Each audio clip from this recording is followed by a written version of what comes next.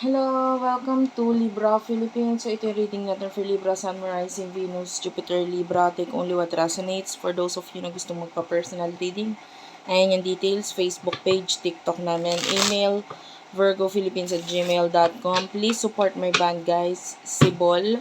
Ayan, madali mo siyang ma-search sa Facebook kung isa-search mo bandang Sibol. And then, yung aming mga kanta ay pinupost namin dyan sa aming channel, Madam PTV. Yan yung pinaka-channel. And dyan rin yung mga short clips, and if you want na makasali sa aming raffle reading, nagpapa-raffle pa ako guys, worth 4,500 yung reading na yon. Kung ikaw ang mapipili, mananalo, hindi pala mapipili, mabubunot. Which is, ipopost namin yung mabubunot sa July 20. Ayan, mabibigyan ka ng pagkakataon na mabigyan ng reading ko mula sa akin. Recorded video, recorded reading yon guys. So, pwede mo siyang panoorin kahit in the future. Ayan, ang gawin mo lang, comment yung favorite part of the lyrics mo doon sa pinaka-featured video namin doon sa pinaka-Facebook page ng Sibol. Okay, so sana mag-follow ka sa akin yung support mo ang OPM band. And yeah, July 20, 8 o'clock PM. Ayan. Don't forget to share the video, guys, kasi para makasali ka dun sa pinaka-raffle, i-share mo lang yung, kailangan ma-share din yung video. Kasi kahit makapag-like ka, makapag-comment ka, naka-follow ka, kung hindi ka naman naka-share ng video, hindi pa rin iyon makakasama. Okay, so simulan na po natin ang reading para sa iyo, Libra. You do have here, umaasa pa ako na babalik ka, and you do have here, naiipit ako sa sitwasyon. Hindi ko alam ang gagawin. So, for what I can see here, nandun yung expectations mo pagdating sa person mo in the past. Pero nandun yung parang part of you is,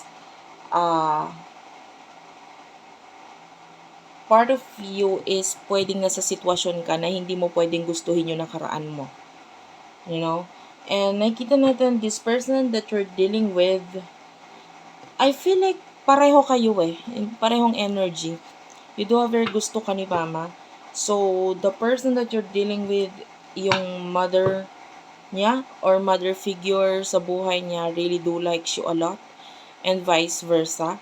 Pwedeng yung mama mo naman or mommy mo, nanay mo, whatever you call your mom, is nandun yung pagkagusto rin dito sa person na kakonect mo. But sa ngayon, nandito kayo sa sitwasyon na hindi pwedeng bumalik basta-basta or hindi pwedeng gustuhin ang isa't isa. So, yung iba dito nagkakaroon ng pagsisisi pagdating sa naging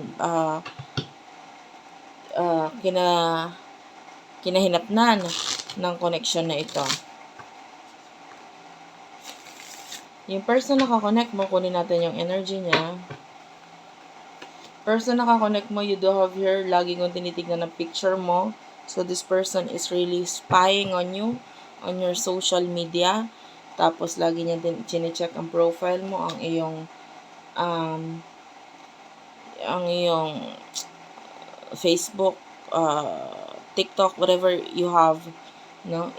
Instagram, so nakikita natin yan.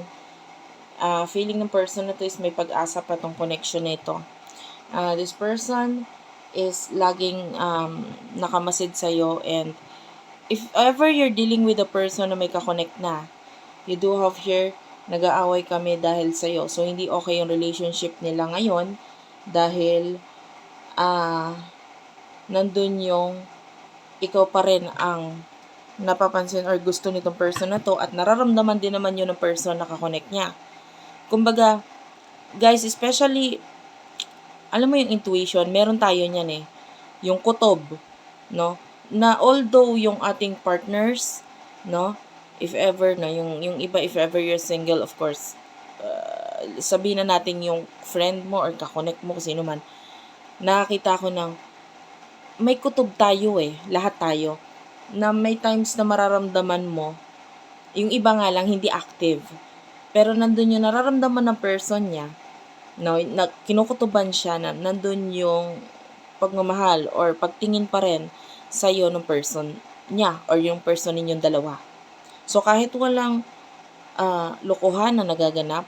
Nandun yung kinukutuban yung person niya na ikaw pa rin ang gusto nitong um, nitong person. Nakakonect ninyong dalawa. Yeah, pakiramdam ng partner niya, ikaw pa rin ang gusto niya. You do have here, please take me incomplete. So, part of you is feeling incomplete kasi, eto yung iba sasabihin, hindi, okay na ako eh. Kaya ko na yung sarili ko. Pero, nandun pa rin yung part sa'yo, alam mo na itong person na to, mas maganda sana kung nandyan siya.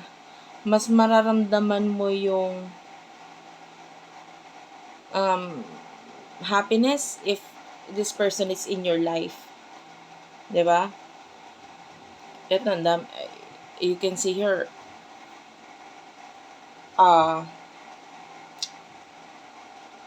yeah, ang word na nagpapapansin sa akin dito is the word kahit sandali. So, kahit sandali lang, makausap, makasama mo to person na to, para sa'yo okay na yun, masaya na yun. And,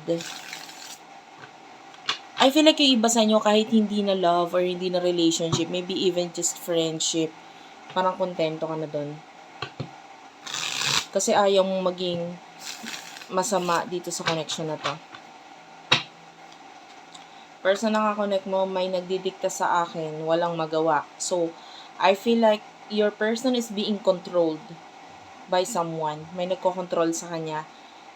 Regarding sa, especially sa kanyang social media, sa kanyang phone, may nagko-control. And that could be the other person. Which is yung other person, you do have your tama na, wag mo nang ipilit ang hindi pwede. So, yun yung idinidikta sa kanya ng isang person na parang hindi talaga pwede yung gusto mong mangyari or wag na lang, ganito, ganyan. And, I feel like yun yung nagiging dahilan para itong person na to is wala siyang magawa regarding sa connection ninyo. Yung person na kakonect niya, nagdidikta sa kanya.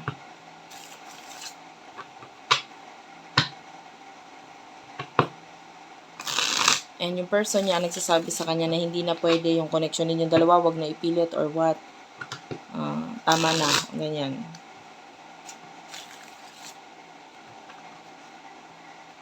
Nasasaktan, I feel like a lot of pain mula sa person, nasasaktan talaga siya.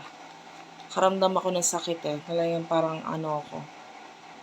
Alam mo yung parang sinaksak yung puso, yung ganun. Merong kurot talaga sa puso niya. You do have your temperance in the near future. Nandun pa rin yung part of you is waiting dito sa person na daw, patiently waiting. Pero hindi ka naman para maghintay ng you do have your evil clown. So I would like to clarify this. What's with the evil clown? Evil clown is clarified by the miss na kita. Well, nandun para sa'yo na kahit magkaroon ng pagbabago pagdating sa future mo, basta may kinalaman sa kanya, na kahit maging against yung ibang tao, basta ilaban itong person, itong connection na to, willing kang maging evil dito or willing kang maging masama, parang sa paningin ng iba. Kung yun yung kumbaga, pagdating sa changes, you want changes. And kung magkakaroon ng chance sa inyong dalawa na person na to, nandun yung isa sa ano yan? Nandun yung part sa'yo na ilalaban mo din naman. Maging masama na yung tingin ng iba. You over the sun and hirap na ako. Clarify the sun. Sun is a major arcana. Nagsisisi ako. Ayan. Sa ngayon kasi in the near future pala, nakakita tayo ng kaliwanagan dito sa person na to. Kung paano nagkaroon ng pagkakamaling desisyon sa buhay niya. And I feel like in the near future, nandun yung hirap na siya regarding sa whatever itong emotions na nararamdaman niya sa'yo. na ang hirap i-deny sa sarili niya kasi alam niya kung ano yung totoo. Gusto ka niya, mahal ka niya, and kung hindi lang dahil dito sa person na nagpipigil sa kanya na mahalin ka, matagal niya nang ginawa yung mga bagay na gusto niyang gawin talaga. No? Yeah. So, that's it for now. Thank you for watching, guys. I love you all, and bye-bye. By the way, if you want to book a reading again, ito yung details para dyan. And then, don't forget, guys, yung gustong sumali sa raffle, itry nyo yung luck nyo. Maybe this is your chance na makapagpabook sa akin ng reading. I love you all. Thank you for watching, and bye-bye.